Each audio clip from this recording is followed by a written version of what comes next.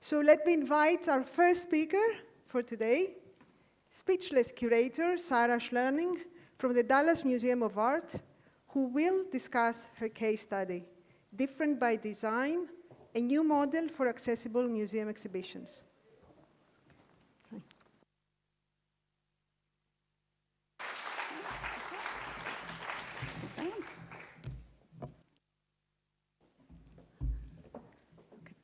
Make sure I have everything.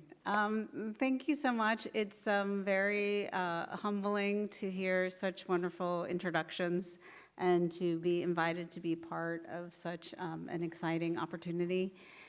And I'm really here to talk to you about I would say ended up being sort of a passion project for me, but really about a bigger idea of experimenting with new ideas with exhibitions and really challenging and questioning museums to push themselves harder to try new ideas. The exhibition Speechless was really an experiment that involved 7 artists, 2 museums, an evaluator, a curator, dozens of museum staff, multiple scientists, consultants, and donors. And its intention was to explore new ways of engaging a wider spectrum of audience, specifically to look through the lens of accessibility and disability, but more focused on neurodiversity, because of course disability is not a monolith in itself as well. It was to offer an unconventional, multisensory, and immersive experience. And as I challenged myself in this project, I challenged the museum itself to expand what was possible. So let me stop showing you. Let me sit in visuals, because that's the world I like to sit in. This project really, so I am a curator of design and have spent the last several decades really working on exhibitions and projects that are about providing greater access and engagement with the designed world. What happened to me was 10 years ago, I had my second child, and he was born with a neurological disability and didn't communicate or didn't verbalize for at least the first 6 years of his life. And what that did was it really, it was a parenting problem, but it was a huge challenge for me because as much as I'm steeped in the visual world, I am hyperverbal, and the way that I talk about visuals is through words. And all of a sudden, the most accessible avenue for me to communicate was removed. And as I had to challenge that and change that, I had to really think through different ideas and expand myself. And what I started to ask myself is, if talking to him meant he couldn't understand what I was saying and that there was a block in that communication, what were other gaps that we were missing as we were trying to reach wider audiences? And I really wanted to start exploring and expanding what that gap could be and start prioritizing different ideas. For those of you who may deal with this in your own life, one of the ways you deal with communicating with people who are nonverbal is you use something called the picture exchange communication system. And this is an example of the visual for night. But what I started thinking to myself is, I work at an art museum, and we sit in a beautiful repository of images that express emotions and ideas in such a wide variety of ideas. So why aren't we using those? What happens if you use this as the night? Or something like this, which my angsty teenager would really, I think, feel expresses a lot of her evenings before she goes to school. Or even something like this, which is sort of how I felt last night, late into the night as I was wrapping up this presentation. There's so much idea and emotion that's tied to words and meanings, and we sit in an opportunity to be able to be a player in that, and not just want people to come to us, but actually be actively engaged in the communities that we live in. So as I continued to think through those ideas, I built an exhibition idea that really had these kind of 5 tenets. And the idea for me was, can you, to start with really a convening, to bring people together, to really learn together about issues about the brain, about disability, about what really is happening in the field from scientists, to build an exhibition, to create 2 publications, and an evaluation of the project itself. So just a small goal. The convening really started as an idea as bringing together a series of scientists and thinkers who really are active in the field with the designers that I had selected. And the idea was to really learn together and not feel like you had people to go ask questions to. I think what was funniest to me about this was everybody showing up at the convening, which happened in September of 2018, was nervous that they didn't know what they were supposed to talk about. And then, in fact, what happened, of course, is that people were really, really engaged and excited. So this is just a list of who was there and a really great quote about how impactful this experience was, and really what the scientists themselves were learning from this, and really realizing that through these dialogues with creative makers, they really could also push their own scientific discoveries, which I thought was such a great outcome. So then we went into the show and really started to think, this is my horrible handwriting, which is why no one asked me to do anything like this, but is really thinking about always trying to push myself and others about how we could do this and how we could design these spaces, and we wanted to make this kind of central space. So what I did, I'm going to run really quickly through these projects, but Yuri Suzuki, who's an incredible sound artist, created a piece that was crowdsourcing sounds from around the world that were then broadcast throughout this globe. He himself is dyslexic, and he knows geography through sound. And this was this idea that you could upload it, and then we actually retrofitted it during the pandemic to do a virtual version as well. William and Stephen Ladd, who do these incredible scroll projects that are really about engaging the community to make their own pieces of art, which they did in these long sessions, and then those were used to make the walls and the ceilings, which then people could walk on, engage with, and then were kind of circled by all the pictures of all the participants that were there. Amy Archibong was obsessed with trying to find pure harmony, pure sound as a way to find comfort. And so he actually, each one of these obelisks and forms make different sounds that you can turn and pivot, and it's a cymatic pool, so as the frequencies change, particularly in the bass, the shape of the water changes. And you can see here them being turned. These are my children that I use throughout all my photos because I signed the waiver. Misha Khan made this incredible kind of contemporary version of Temple Grandin's Hug Machine. And so it's the idea of these massive inflatables that would sort of hug you as you walked through it. People were alone, they were very kind of ethereal and meditative, and then as more and more people engaged, especially at those who are young at heart, they became more kind of engaging and joyful. You have Matt Chukowski, who really took this idea of speech and created a new program called Glyph, which would translate speech into pictures. It would draw from the web in real time to match images to the words spoken. The designers themselves were interviewed about issues of empathy and sort of the purpose of the exhibition. And then you can see this is a test case of it, but it was just pulling pictures. Sometimes we got some complaints. It got a little racy sometimes, but that's kind of the magic of the web. And then the last participant was Lori Haycock-Makala, who was an incredible graphic designer who made the publication for us. And as we kind of projected it on the walls in one review, one of the designers said, we really should have this in the show. It's really kind of this fascinating element. And so we actually brought it into the space we had created for de-escalation. So these are PDF spreads of the entire book, and then weighted blankets, rockers, and noise-canceling headphones. So this was a place to sort of relax if you needed to desensitize yourself. I will say, because this is a question that comes up, many of the artists in the project do deal with disabilities in their own way. Some are more vocal and others choose to be more private about it, so we don't really articulate it aggressively. The show itself started with this sort of central room, which was really a place that you could really relax and choose the direction we wanted to go. I never wanted anybody going from one immersive experience to the other. They always had a place to sort of decompress and decide.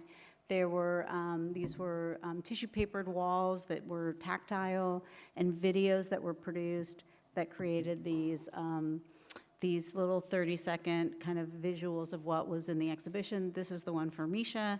So we had, those of you who do exhibitions, you can imagine trying to bring the artist in the night before the opening to film these, but the artist themselves is there in this space showing you how to use it. And part of that was for visitors and their caretakers to understand what was the space they were going in to prepare if it was a good space for them to engage in.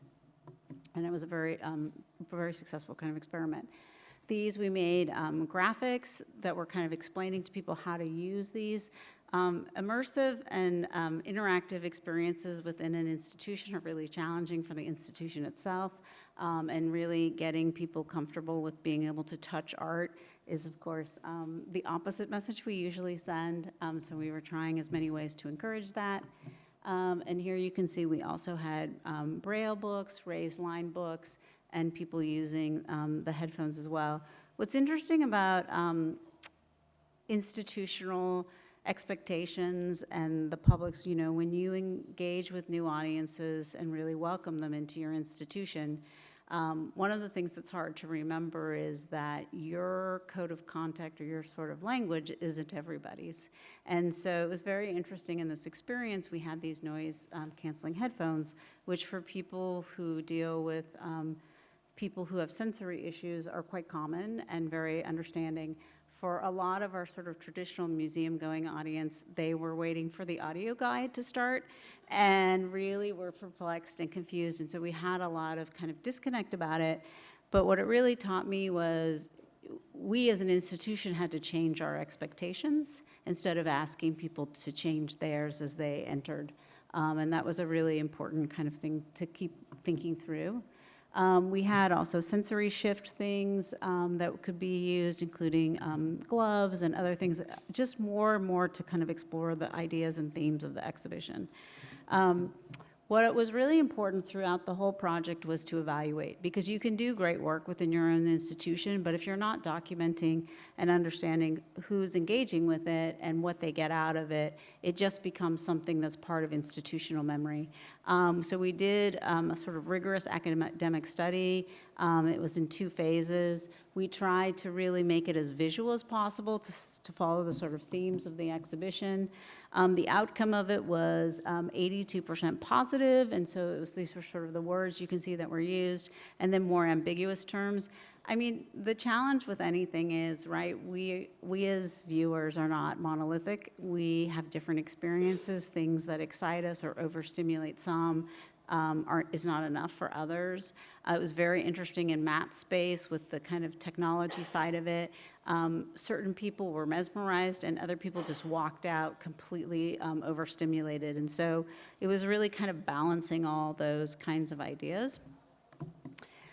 But what was really important at the end of that was to publish the secondary report. And so what we wanted to do was, and I will say these things are not necessarily expensive, so the last 2 phases of this project, the evaluation and the second publication, cost a total of $8,000. It's amazing when you do an electronic publication how much money you save.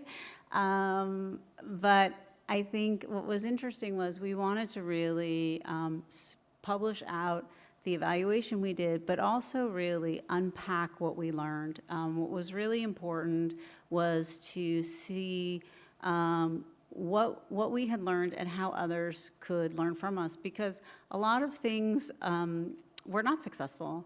And I think being transparent about your failures is as important as sort of heralding your successes. And it was really important to understand that a project like this and welcoming a larger neurodiverse community really challenged the institution and really forced us to think about things in different ways. What we did really find out in other ways, though, which was really great, was, and we talk about this in the publication, is really promoting really simple, in some ways, resources that provide a greater pathway into the artwork itself. Things like noise-canceling headphones, fidget accessories, de-escalation spaces, non-text-based interpretation. I mean, we at institutions typically always prioritize the kind of reader-learner versus the visual learner, which is a really interesting thing, seeing as in our museums, right, we deal with visual culture. But the biggest thing for me of all of that, because a lot of institutions do this, is to have it be distributed throughout the museum and not sort of set in, a lot of times you have to go to the front desk and ask for things, or you have to kind of go traipsing through the museum to find these spaces, and really to destigmatize what you're asking for and normalize difference within your museum, and that there are different kind of visitors, and that is perfectly normal, because it is. I think we also really were interested in these kind of impact additive things like the evaluation, really building into projects the time for evaluations, even if they're rather simple, being transparent about the assessments, really talking out to people about when you experiment and try things, what worked and what didn't. A big learning curve for me was about training and feedback from all staff before and during the show. We did a lot of trainings leading up to the project, but there was turnover, and then things just sort of evolved. And what was really interesting to me was, a really great example was these were tactile objects, but of course people, things broke. It was ephemeral. Things got fingerprints on it and smudges and all those kinds of things. And a lot of times the people who were in sort of the galleries and the front lines were hearing the conservations team and the collections team talk about how much cleaning there was and how many kind of issues there were, which was feedback they were sort of unintentionally imparting to visitors. Like, oh, maybe try not to touch it so much because it's really hard to clean, which was the exact opposite message we wanted our visitors to experience. So realizing that I hadn't sort of done trainings and really expressed the ideas and the intent of this project throughout the institution. Being comfortable with learning from mistakes, you cannot say that enough. And then really, I think just constantly encouraging iterative and experimental projects at all scales. So really trying to push these kind of ideas. I've been working with the museum in Dallas to really build into our budget little pockets of money that just are for these pilot projects, just to experiment even within a show and try out new ideas. This was one of my very favorite quotes from the exhibition, because I, first of all, love that a 3-year-old saw the magic within a museum, but I also think I believe that museums have magic too, but how do we share that out to everybody? How do we make these ideas accessible to as wide as a spectrum as possible? For me, this challenge really started with the theoretical. It, of course, moved to something that was deeply personal. And again, I forced my kids to come while I'm writing books.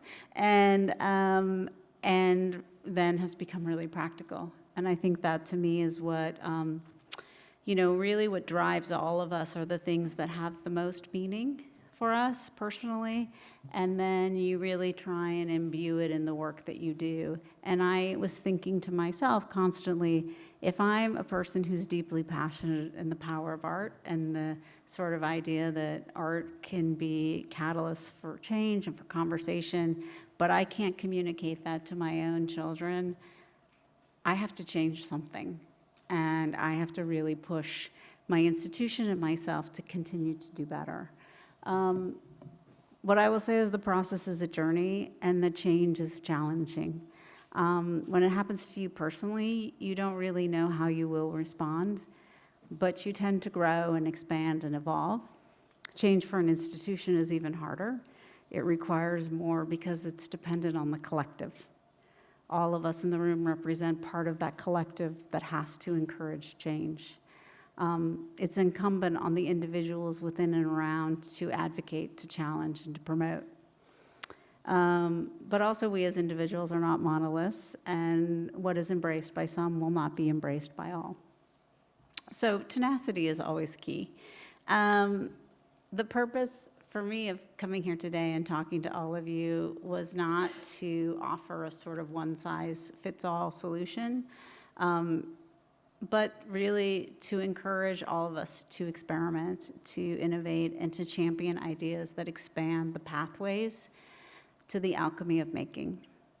To me, what an accessible museum looks like is one that continues to increase those opportunities to the actual, to the objects themselves. And the more ways we try and think about how to make that a space where people really feel they belong and that they can experience the works in the ways they want to, the better success we will have.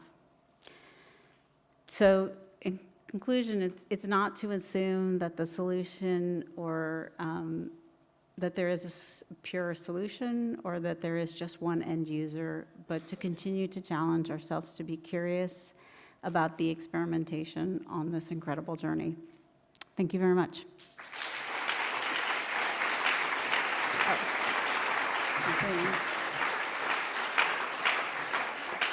Thank you very much, Sarah. Thank you so much. This feeling of belonging is, I think, what all museums want to pursue for their audiences.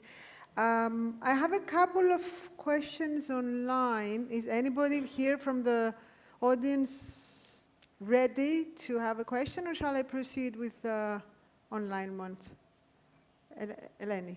Okay, could you, somebody give the mic to Eleni Alexaki here.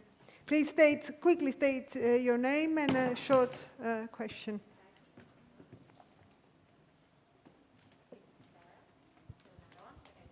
It is? Okay. Eleni Alexaki from the U.S. Embassy. Thank you very much.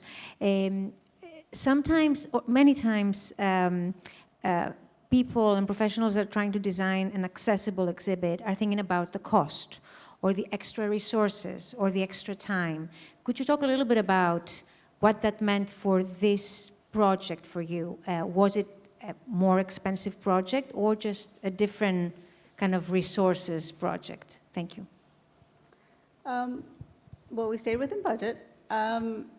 It was, so, I think understanding what your objective is that was my point in sort of saying which one hopes that every show hits all the, is sort of universally designed, but I think in this case we focused very specifically on issues of communication disorders and neurodiversity. But I think one of the things that to me was really cost beneficial is really partnering with community members like these scientists who were really anxious to help us. They came in and did assessments about auditory levels, about what we were doing wrong in these de-escalation spaces, things that were easy fixes.